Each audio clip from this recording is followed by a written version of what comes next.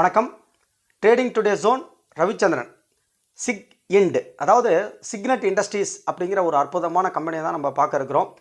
இந்த கம்பெனி வந்து நிச்சயமாக வருங்காலத்தில் மல்டி பேக்கர் ஆகுதோ இல்லையோ, ஆனால் நிச்சயமாக மல்டி பேக் வந்து ரிட்டர்ன் தரக்கூடிய கம்பெனி அப்படிங்கிற ஒரு வரிசையில் நிச்சயமாக இந்த கம்பெனி நிச்சயமாக சேர்த்துக்கலாம். 1985 இன்கார்பரேஷனு. இதனுடைய மார்க்கெட் கேபிட்டல் வந்து ரொம்ப கம்மி தான், 178 கோடி. என்ன தயாரிக்கிறாங்க அப்படின்னா பெட்ரோ கெமிக்கல்ஸு, அந்த பிவிசி பைப்ஸ் அண்ட் ஃபிட்டிங்ஸு, ஏகப்பட்ட பொருட்கள்லாம் தயாரிக்கிறாங்க. மிஸ்டர் முகேஷ் சங்லா அப்படிங்கிறவர் தான் இதோட மேனேஜிங் டைரக்டராக இருக்கார். இண்டோரில் மத்திய பிரதேஷில் திவாஸ் நாக்கா அப்படிங்கிற இடத்துல தான் இதனுடைய தலைமை அலுவலகம் இருக்குது.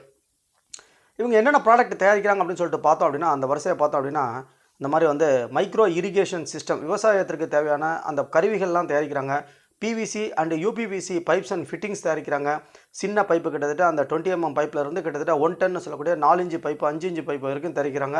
இது விவசாயத்துக்கும் சரி வீட்டு கட்டுமானத்துக்கும் சரி ரொம்ப அற்புதமாக பயன்படுகிறது.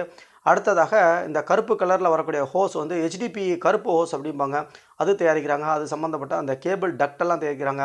ஸ்ப்ரே பம்ப்ஸ் விவசாயத்துக்கு தயாரிக்கிறாங்க. அதுக்கப்புறம் வந்து மோல்டட் ஃபர்னிச்சரில் 200க்கும் மேற்பட்ட பொருட்கள்லாம் தயாரிக்கிறாங்க. அந்த பிளாஸ்டிக் ஃபர்னிச்சரில் chairs, dishwash set, tray, basket, stool, இப்படி ஏகப்பட்டமான பொருட்களை வந்து பிளாஸ்டிக் பொருட்களும் தயாரிச்சுக்கிட்டே இருக்காங்க. சரி, உங்களுடைய ஷேர் ஹோல்டிங் பேட்டர்ன் கொஞ்சம் பார்த்தோம் அப்படின்னா, ப்ரொமோட்டர் வசம் வந்து 72.57% இருக்குது. ஸோ செபியோட நாம்ஸ் படி 75%க்கும் அதிகமாக வச்சுருக்கக்கூடாது. ஸோ இவங்க அந்த லெவலை ஒட்டி வச்சுருக்காங்க.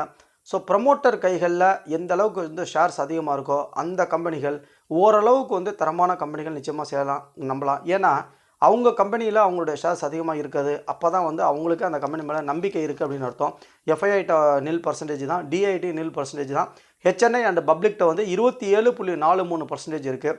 சரி, உங்களுடைய ஃபினான்ஷியல்ஸ் கொஞ்சம் பார்த்தோம் அப்படின்னா இயர் ஆன் இயர், அதாவது 2020 2021 இது ரெண்டையும் கம்பேர் பண்ணி பார்த்தோம் அப்படின்னா டோட்டல் ரெவன்யூவாக வந்து 828.81 கோடி காமிச்சிருக்காங்க. இது ப்ரீவியஸ் இயரை காட்டிலும் 6.36% வந்து குறைவு தான். நெட் ப்ராஃபிட்டாக வந்து 13.95 கோடி காமிச்சிருக்காங்க. இது ப்ரீவியஸ் இயர் காட்டிலும் 18.28% அதிகமாக இருக்குது. ஸோ இது வந்து டோட்டல் ரெவன்யூ குறைஞ்சாலும் நெட் ப்ராஃபிட் வந்து கொஞ்சம் அதிகமாக தான் இருக்குது. எல்லாம் அந்த கோவிட் சுச்சுவேஷனில் கொஞ்சம் பாதிப்படைஞ்சிருக்கு. EPS வந்து ஏர்னிங் பர் ஷேர் வந்து ₹3.88 இருக்குது. அது வந்து ₹4.61 வந்து ஏறி இருக்குது. டோட்டல் எக்ஸ்பென்ஸும் இதே சமயத்தில் கொஞ்சம் ஏறி தான் இருக்குது. சரி, அது குவார்டர் ஆன் குவார்டர் வந்து ஃபினான்ஷியல் இதை கம்பேர் பண்ணி பார்த்தோம் அப்படின்னா டோட்டல் இன்கமாக 205.30 கோடி காமிச்சிருக்காங்க. இது ப்ரீவியஸ் இயரை காட்டிலும் 13.68% அதிகம். அதே சமயத்தில் டோட்டல் எக்ஸ்பென்சஸ் வந்து 14.11% வந்து அதிகமாக இருக்குது. ப்ராஃபிட் ஆஃப்டர் டேக்ஸ், அதாவது நெட் ப்ராஃபிட் வந்துட்டு 1.78 crore இருக்குது. இந்த ப்ராஃபிட் க்ரோத் வந்து அற்புதமாக 71.16% இருக்குது. ரொம்ப அற்புதமான ஒரு நிலையை தான் ஆட்டியிருக்கு. இன்றைக்கி 25/1/22 செவ்வாய்க்கிழமை அன்றைக்கி 10% அப்பர் சர்க்கியூட் அடிச்சுட்டான். எனவே அடுத்த குவார்ட்டர் ரிசல்ட் எப்படி வரும் அப்படிங்கிறது தெரியல. பட் நிச்சயமாக அது நல்லாயிருக்கும் பட்சத்தில் இதனுடைய விலையை வந்து அடுத்த கட்டத்தில் நிச்சயமாக எடுத்துகிட்டு போயிடுவாங்க அப்படின்னு சொல்லிட்டு சொல்லலாம். சரி, இதனுடைய கீ மெட்ரிக்ஸ்லாம் கொஞ்சம் பார்த்தோம் அப்படின்னா PE ரேஷியோ வந்து 10.43 இருக்குங்க, மடங்கு இருக்குது. அதாவது இந்த PE அப்படிங்கிறது வந்து ப்ரைஸ் டு ஏர்னிங் ரேஷியோ அப்படின்னு சொல்கிறது. அதாவது இப்போ இன்றைக்கி மார்க்கெட்டில் என்ன, இப்போ உதாரணத்துக்கு இன்றைக்கி LTP வந்துட்டு ₹60.35 இருக்குது. அதை ஏர்னிங் பர் ஷேர் ₹5.36 வகுத்தோம் அப்படின்னா இன்றைக்கி என்ன PE அப்படின்னா கரெக்டாக 11.26 மடங்குன்னு வருது. ஸோ PEலாம் நல்லா அற்புதமாக தான் இருக்குது.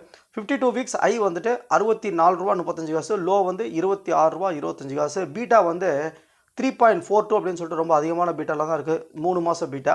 அதே வந்து புக் வேல்யூ வந்து அட்டகாசமாக இருக்குங்க, 64.07% இருக்குது. அதே மாதிரி வந்து ஃபேஸ் வேல்யூ வந்து ₹10 இருக்குது. ஸோ அது வந்து மற்ற கம்பெனி மாதிரி ₹2 ₹1 சொல்லிட்டு ஸ்டாக் ஸ்ப்ளிட் ஆகலை, அது ₹10 தான் இருக்குது. ரிட்டர்ன் அதே மாதிரி ரொம்ப அற்புதமாக இருக்குது. ஒரு நாள் ரிட்டர்ன் வந்து 5.87%, 1 மந்த் ரிட்டர்ன் வந்து 22.83%, 3 மந்த் ரிட்டர்ன் வந்து 27.01%, 1 இயர் ரிட்டர்ன் வந்து 85.57%, 3 இயர் ரிட்டர்ன் வந்து 31.80 அண்ட் 5 இயர் ரிட்டர்ன் வந்து 165.80. ஸோ ரிட்டர்ன்ஸ்லாம் வந்து ரொம்ப அற்புதமாக தான் கொடுத்துருக்காங்க. சரி, இதனுடைய வந்து டெக்னிக்கல்ஸ் கொஞ்சம் பார்க்கலாம். ₹45 ரேஞ்ச் அப்படிங்கிறது இந்த ஸ்டாக்குக்கு ஒரு ஸ்ட்ராங்கான ஒரு சப்போர்ட் ரீஜனு. அந்த சப்போர்ட் ரீஜனில் இருந்து ஸ்டாக் கொஞ்சம் கொஞ்சமாக வந்து மேலே ஏற ஆரம்பிக்கிறான்.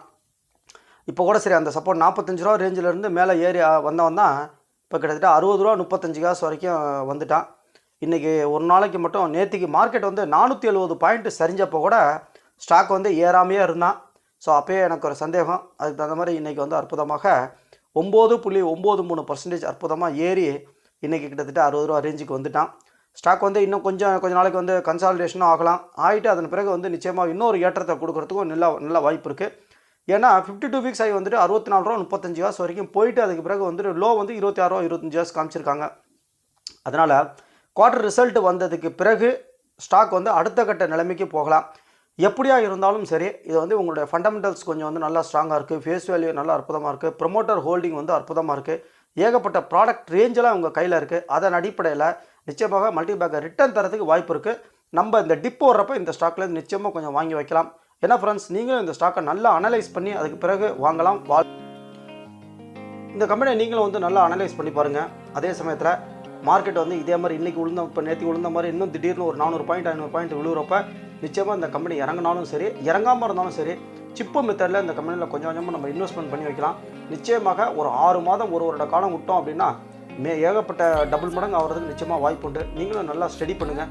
வேறு ஏதாவது உங்களுக்கு குறை இருந்தாலும் சரி கமெண்ட் செக்ஷனில் மறக்காமல் சொல்லுங்கள். வாழ்க வளமுடன், வாழ்க வளமுடன். Trading today zone Ravichandran.